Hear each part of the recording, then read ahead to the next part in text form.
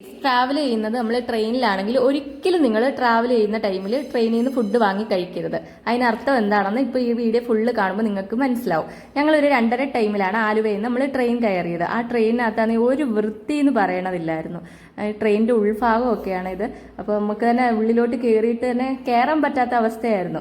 ഓരോ അസുഖങ്ങളൊക്കെ ഉണ്ടാവുന്ന സാധാരണ നമുക്ക് ഈ കെട്ടിക്കിടക്കണ വെള്ളത്തിൽ നിന്നും അങ്ങനെയൊക്കെയല്ലേ കൂടുതൽ അസുഖങ്ങൾ ഉണ്ടാവുന്നത്, പുറത്തു നിന്നൊക്കെയാണ്. പക്ഷേ ട്രെയിനിൽ നിന്ന് അസുഖം ഉണ്ടാവും എന്ന് പറയുകയാണെങ്കിൽ നിങ്ങൾ വിശ്വസിക്കുമോ?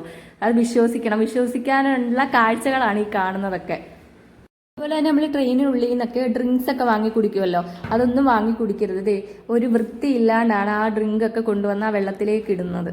അപ്പോൾ ഈ ഡ്രമ്മ് കൊണ്ട് വെച്ചേക്കണ ബാത്റൂമിന്റെ തൊട്ടടുത്ത് തന്നെയാണ് ഈ ഡ്രമ്മ് കൊണ്ടുവന്ന് വെച്ചേക്കണത്. ട്രെയിനുള്ളിലൊക്കെ കണ്ടില്ലേ, സിങ്കിലൊക്കെയാണ് ഇങ്ങനെ കൊണ്ടുവന്ന് മുറുക്കാനൊക്കെ തുപ്പി.